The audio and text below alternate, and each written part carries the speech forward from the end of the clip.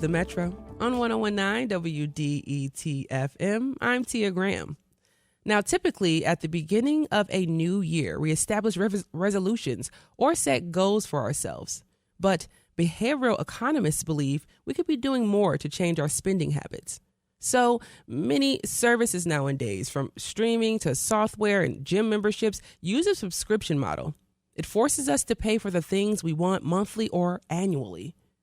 Michael Luca is a professor of economics at Johns Hopkins University. He has studied these behaviors and has a proposal to adopt a new trend at the top of the year.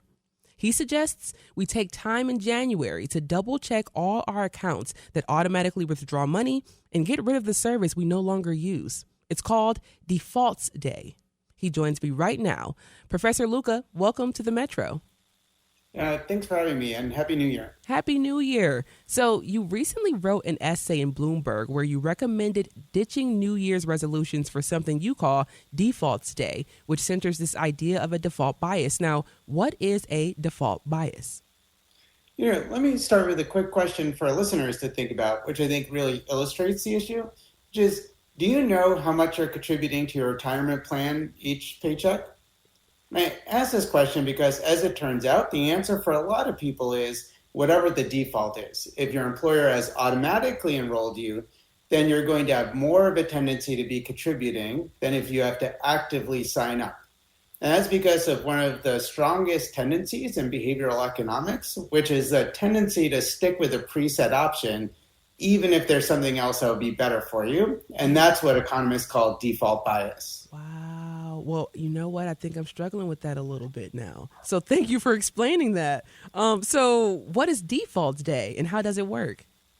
And what we're proposing really was kind of to fix our own behavior as well as others, because we'd like to think as behavioral economists we're immune to this, but we're not, because we're also humans, and because decision-making could be frail, and because when we're making decisions, we often get stuck with something just out of habit, inertia, or default. So the goal of Default Day is just to pick a day, set aside a couple of hours, revisit the things in your life that are running on autopilot. So you could think about your 401k, as I mentioned, but also you had mentioned subscriptions, streaming services, also your phone settings and your calendar routines.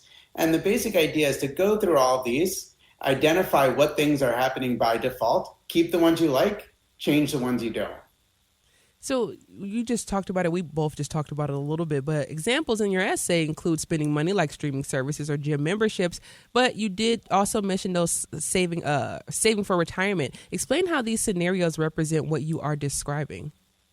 Yeah, and I think these are really important for people to be thinking about in their day-to-day life because we get captured a lot of times by the decisions that are made for us. Yeah. So take, for example, the auto renewal of something. I had visited London last year. I had signed up for a free trial for a streaming service. It's a UK-only streaming service. Got back, I had forgotten to cancel it before they auto renewed me into paying. And it was only when I realized I had been paying for a couple of months that I was just kind of spending this money on a service that I couldn't even use if I wanted to. So I think the manifestations of default bias are all these things that we do when something gets checked for us, or when we go from a free trial to paid subscription, or when we had something and maybe we liked it when we started, but we're just auto-renewed to keep doing it. And these are decisions that a company, an employer, that somebody else is setting for us. And what we're proposing is to take it back into your own hands. And you could think about this as creating a better autopilot for yourself. Now, for you, when you realized you were paying for this subscription service that you could not use, you didn't have any access to, was that when your mind really started to think about all the things that we were just kind of paying for and not really paying attention to? Or was this something that you've been thinking about for years? It's a field that has grown over the years, and we can think of some of the high stakes situations where this really has a big impact on our lives. 401k is one of them. There's a large literature showing that a lot of behavior is driven by default bias, but your health plans, your benefits, gym renewals, organ donation decisions, so whether you've sort of opted in to be an organ donor or not, all these things are areas where default bias comes to light. I've also been an expert on cases where this has been at the heart of it. So it's a topic I've been thinking about. And what changed for me is when I was thinking about things like this streaming service, it just made me realize we're stuck with the default a lot, but we don't have to be. We could try to regain a little bit of that control. And in contrast with other resolutions, the beauty of a default day is you could just sit down once and keep the benefits of it going for the rest of the year. And we're thinking about just canceling that process. For you, was it hard to cancel it? Because for so many of us, canceling subscriptions, it can be a lengthy process. It can be quite time consuming. So, for you, finding out that you had to cancel that subscription, was it something that was easy for you to do?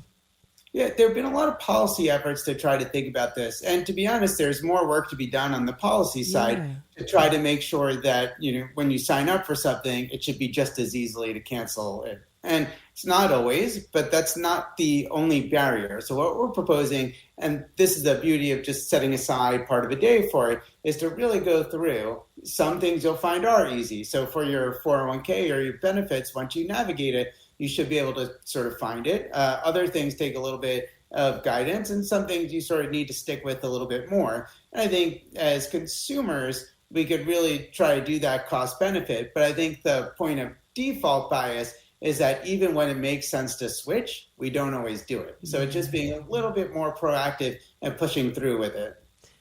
You're listening to The Metro on 1019 WDET. I'm Tia Graham. My guest is Michael Luca. He is a professor of economics at Johns Hopkins University, and we're discussing how we sometimes make decisions without really considering our options. And Michael, I know for a fact I have subscriptions right now that are just taking my money and running with it every single month. The average person is typically has a lot going on in their everyday lives, and it can be hard to find time to sit aside and actually look at what's going on. How do you approximate we do that? Yeah, I think this is where it really helps. And I think part of the problem is these are little frictions that get in the way. So I think an important step is to set aside a chunk of time. Doesn't need to be a ton of time, but I think for many people, if you just take a couple of hours, 2-3 hours, and list things out and start to figure out what am I auto renewing into? What are the things I might cancel? And a good starting point is just open up your credit card statement and say, are there charges on there that I've been paying that maybe I didn't even realize that I was paying? So kind of taking aside, rather than just saying I'll get to eventually, taking aside those 2-3 hours and really going through systematically is an important step. Yeah, you write in the Bloomberg piece that most of our decisions are made by default and not active considerations. I mean, you've been explaining that just a little bit, but I think we could unpack that a little bit more. What do you mean by that? When we think about modern life in the digital age, it's really built on defaults. So if you think about just how many things in your life auto-renew, it's actually kind of incredible. Your streaming services, your gym memberships, there are workplace settings that get set for you. Actually, even your phone, if you look at an iPhone or an Android, what the default home screen looks like is set for you. Your search engine. So all these things are things that you may have preferences over, but are preset for you. And that's where I think it becomes important to recognize that sometimes the defaults are good for you, but a lot of times they're not. So taking those few moments, taking those couple of hours once a year, or you could set it, we kind of put a proposal in there that you'd want to set another time to figure out how often do you want to revisit them. But going through and saying, how do I manage all of the things that are set by default for me? Yeah. And do you have any suggestions for folks, especially when we're talking about just the subscriptions, maybe setting it and forgetting it? In what ways can we maybe put a timer on our phone or some type of reminder on our phones to keep it in front of our faces? But what ways are you telling people that they should be paying attention to their default biases when we're talking about our finances?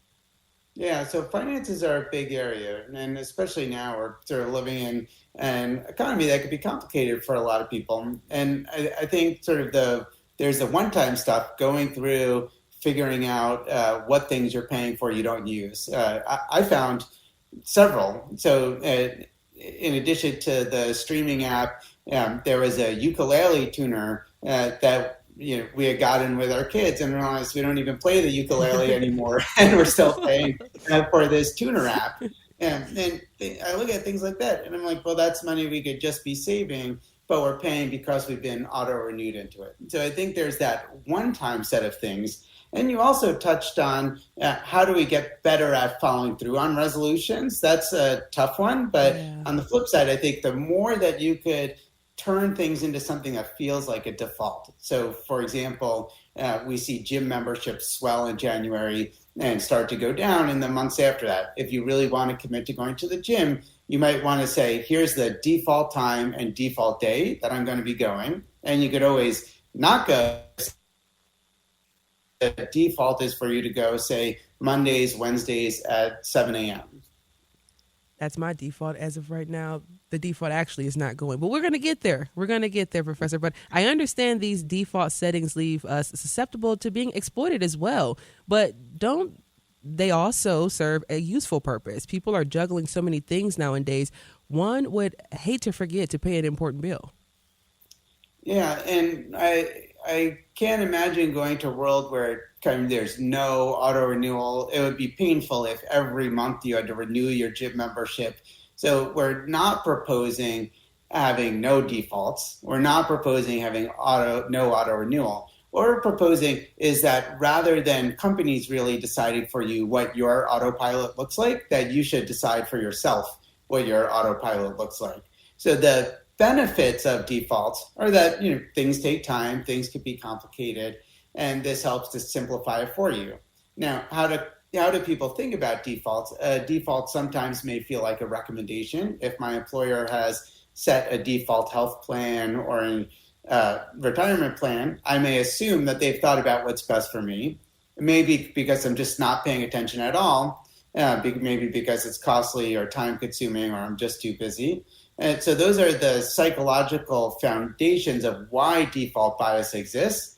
Now, the good part is if you could figure out what defaults work for you, that actually leaves you in a pretty good situation. So if you take that time to figure out what retirement savings rate works for me, you set it once and you still are getting a default, but you're getting the default that is most helpful for you and for your life and your personal circumstances rather than the one that an employer thinks or a company thinks is best for you. And also point out, and you're saying kind of the subject to manipulation, there's no reason to think that what a company is doing is going to be what's in your best interest. Mm-hmm. So when a service auto-renews you to something, it's at least in part because that's what's good for them rather than that's what's good for you. So we'd like to shift that back to consumers to really help them make decisions about which defaults work for them.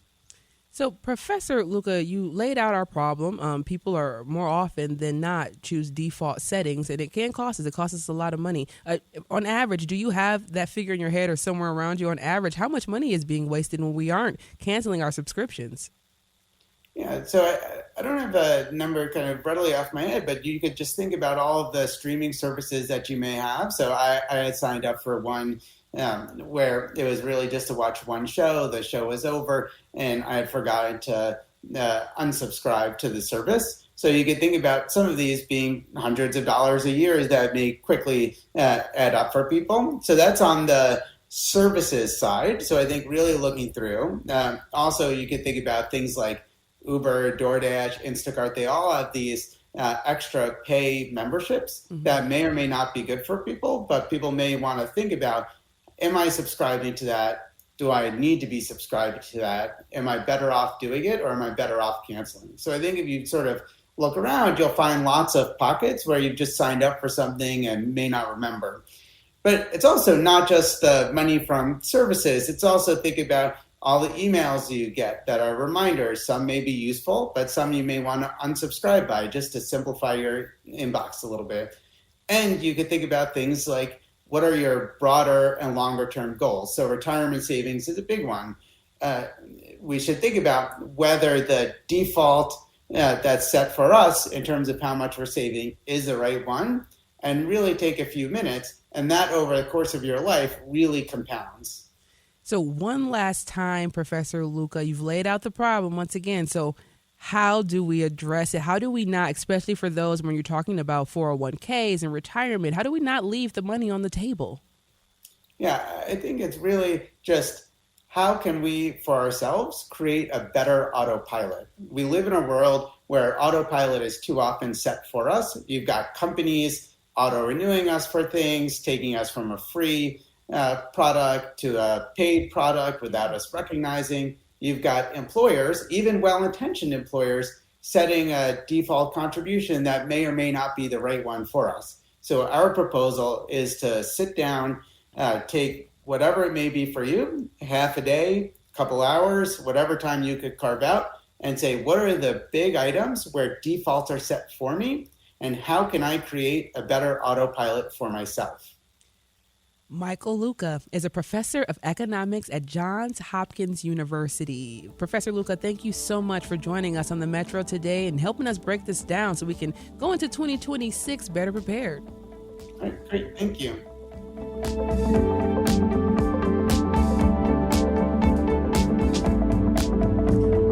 Coming up on the Metro, how the evolution of mass media gave birth to indie rock's heyday. You all stay right there. This is the Metro.